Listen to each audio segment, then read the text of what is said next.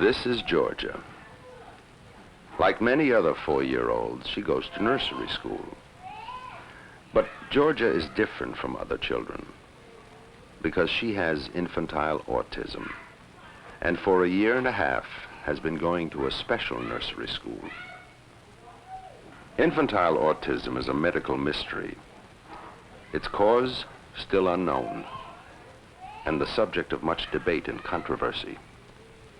For children like Georgia, the condition begins very early. Georgia was not yet 2 years old when her worried parents took her for medical evaluation. They were concerned and upset because she did not talk and did not respond to direction. It was never clear whether Georgia could not understand or did not choose to comply. Yet she has always shown some signs of intelligence, despite the apparent retardation.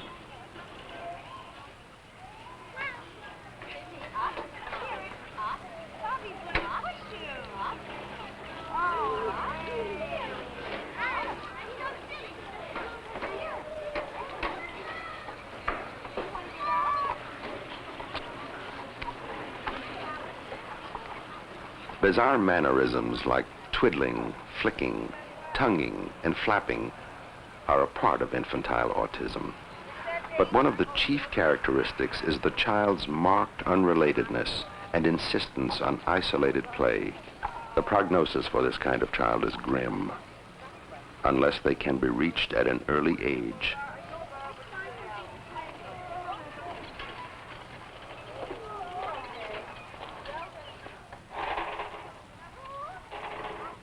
When Georgia began at school, she was almost 3 years old. She cried most of the morning, or sat on the floor and rocked endlessly and mechanically from side to side, a vacant, empty expression on her face. She held some toys, but did not really play. A cardboard box provided by her teacher served as a kind of retreat. There she stayed, withdrawn for months, slowly learning to tolerate the children, the staff, and the classroom.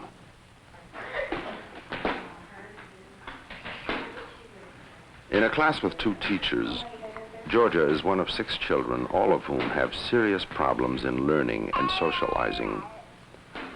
Some have been diagnosed as cases of childhood schizophrenia or psychosis. Others are thought to be neurologically impaired. Each child is in need of individual programming, and each requires skilled and sensitive direction.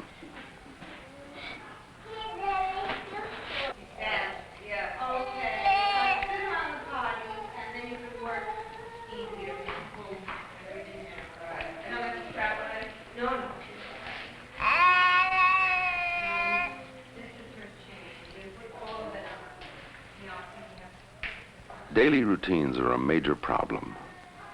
Toilet training, hand washing, dressing and undressing, and even sleeping all present difficulties. Most of these children resist learning to do for themselves and might always remain dependent, always require help. For this reason, the teachers are constantly encouraging the children to develop more skill and independence in caring for themselves.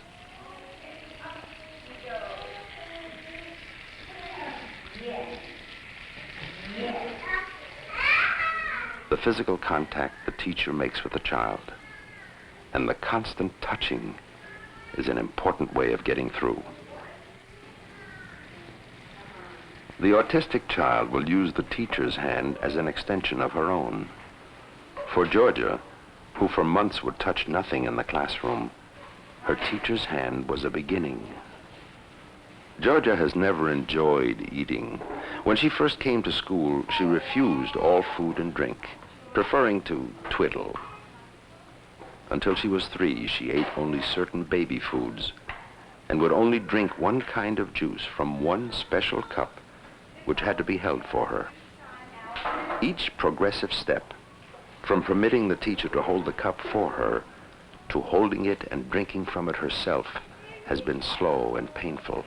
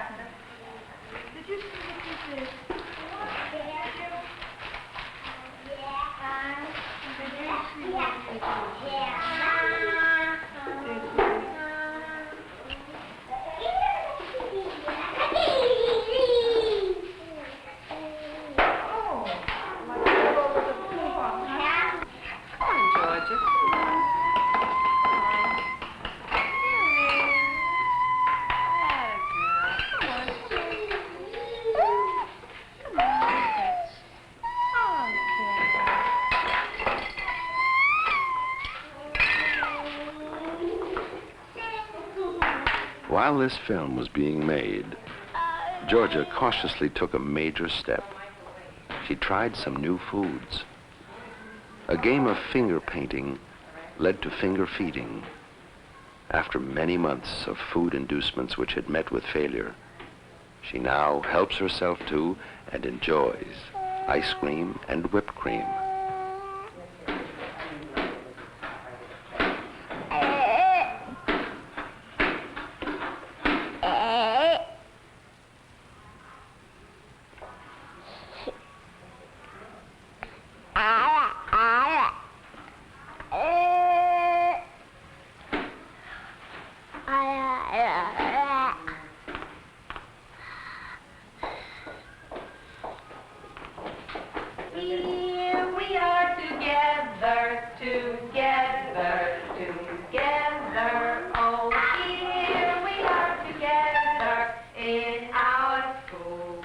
The teacher's playful, persistent games are a way of enticing the child out of her solitary world. Intrusions are an important school technique designed to compel the child to cope and to relate. It is better for Georgia to resist and fight the teacher than to always sit in meaningless emptiness.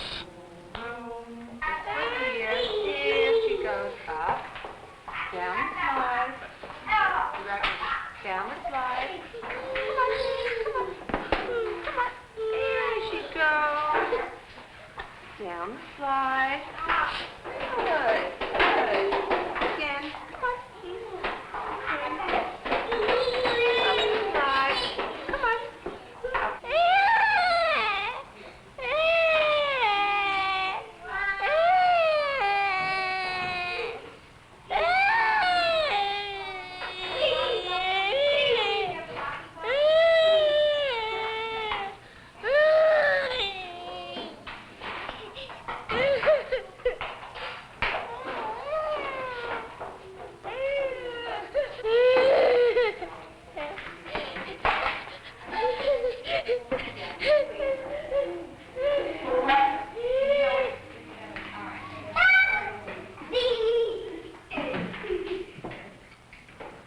Ronnie is a child who also gets upset when his routine is changed or interrupted.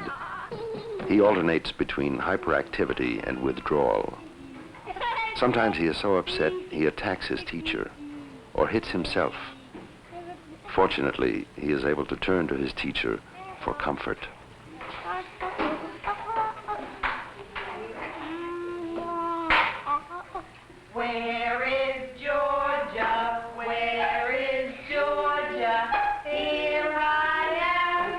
Peek, peek, peek-a-boo! Peek, peek, peek-a-boo! Oh, peek-a-boo! Clap, clap, clap. The teachers build on the children's interest in music and rhythm, and try in this way to involve them in individual play as well as some structured group activities.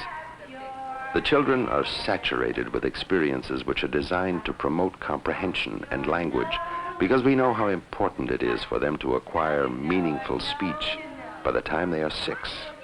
Progress is slow, but there have been happy and rewarding moments. Oh, touch your nose.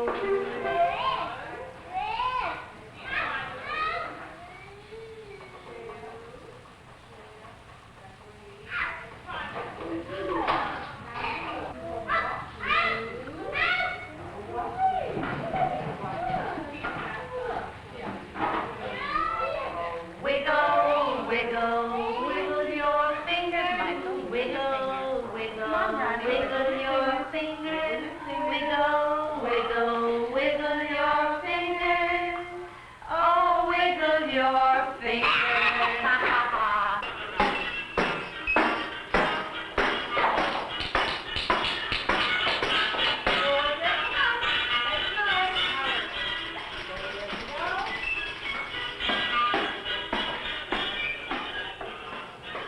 In this past year and a half at school, Georgia has made small but significant gains. She no longer prefers to be alone.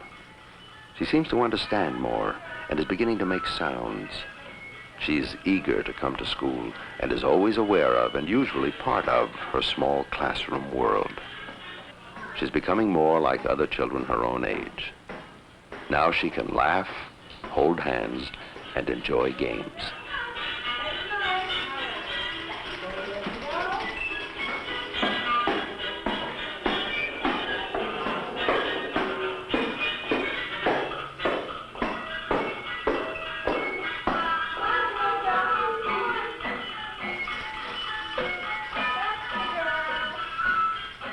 Experience has shown that with each year that passes, the children of 5 or older who are not in a program have less of a chance. Georgia has a chance for a real life because she's in a special school. All the Georgias need this chance. If they don't get it, they become a burden to their families or to the community. It would cost the state more than $200,000 to keep each child locked in an institution for a lifetime. There are better ways to spend this money. On research, on special schools, and programs that give all the children a chance. At home, with their families.